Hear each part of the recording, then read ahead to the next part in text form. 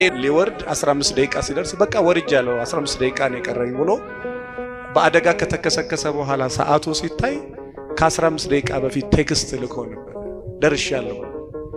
ከ15 ደቂቃ በፊት ግን ሞቷል። አለው ማለት የሚችለው ማን ብቻ ነው? ማን ብቻ ነው?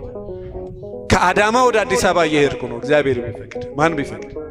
ከአዳማ ወደ ወለንጭት እየሄድኩ ነው፣ ወደ አሰላ እየሄድኩ ነው። ማን ቢፈቅድ? ወደ ዝዋይ እየሄድኩ ነው። ማን ቢፈቅድ? ማታ ተኝቼ ጠዋት እነሳለሁ። ማን ቢፈቅድ?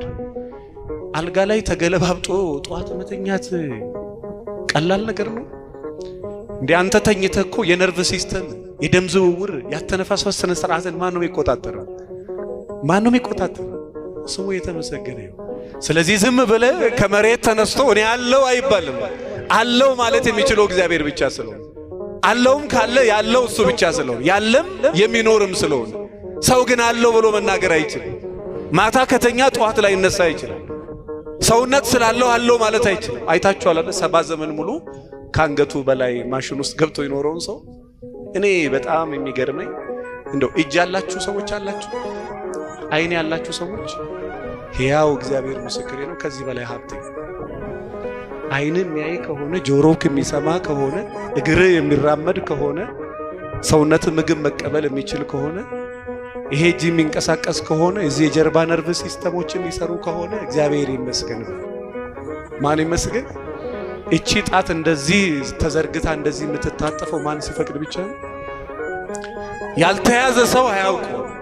እኔ ብዙ ምስኪኖች ያውቃል። በጣም የሚያስደነግጥ አዲስ አበባ ላይ የ400 ሚሊዮን ብር ቤት ውስጥ ነው የሚኖሩት። ቤታቸው የ400 ሚሊዮን፣ እነሱ የሚኖሩት ሆስፒታል ነው። በጣም የሚያስደነግጥ የ30 ሚሊዮን ብር ኒሳን ፓትሮል ገዝተው እነሱ የሚሄዱት በዊልቸር ነው። ስለዚህ በእግራችሁ ከሄዳችሁ እግዚአብሔር ይመስገን። ማን ይመስገን? ተከራይተህም ቤት መኖር ከቻልክ እግዚአብሔር ምስክሬ ነው፣ እግዚአብሔር ይመስገን። ህመም ራሱ ከተሰማችሁ ጨጓራም፣ ጉበትም፣ ካንሰርም፣ ደም ግፊትም ካለ እግዚአብሔር ይመስገን። ለምን? ህመሙ ራሱ የተሰማክ የስጋ ደዌ በሽታ ስለሌለብን። ጤነኛ ካልሆንክ ህመሙ አይሰማህም። ህመሙ ራሱ እንዲሰማ ጤነኛ መሆን አለበት። ስለዚህ ማን ይመስገን? በትንሹ ነገር ደግሞ እግዚአብሔር ይመስገን ያላለ ሰው ዓለምን ሁሉ ቢገዛ እግዚአብሔር ይመስገን አይል እና በተዘጋው ደጃፍ ገብቶ የሰላሙ ጌታ እርሱ የሰላም አባት ሰላም ሰጪም ስለሆነ ሰላም ለእናንተ ይሆናል። ወገኖቼ ሰላም በለኝ ካላችሁት እመኑኝ፣ የእግዚአብሔር ሰላምና የዓለም ሰላም የለም። ሰላም ማለት የጥይት ድምፅ ሳይሰሙ መኖር ማለት አይደለም። ጦርነት መካከል ሰላም ያላቸው ሰዎች አሉ። ምንም የሌለ ቦታ ላይ ደግሞ ሰላም የሌላቸው ሰዎች አሉ። ሰላም ማለት የውስጥ ሰላም ነው። ያን የውስጥ ሰላም የሚሰጠው ማን ነው?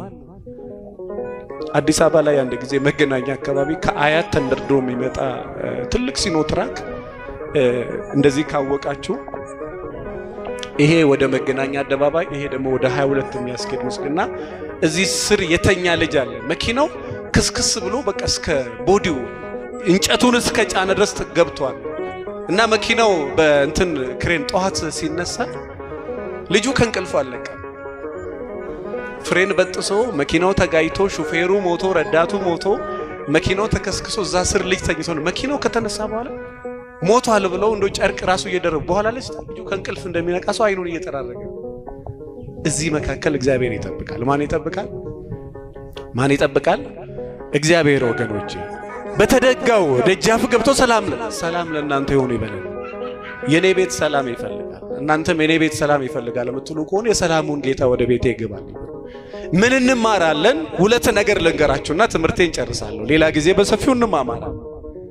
ለነሱ ደጆቹ ተዘጋግተው እያለ ጭር ባለ ሰዓት፣ በችግር ጊዜ፣ በመከራ ቀን ጥራኝ እንዳለው ፈርተው ሳለው ደንግጠው ሳለው ምንም ደስ የማይል ሁኔታ ላይ ያሉ የክብር ጌታ መድኃኔዓለም ኢየሱስ ክርስቶስ ግን በምናቸው ቆመ? በመካከላቸው።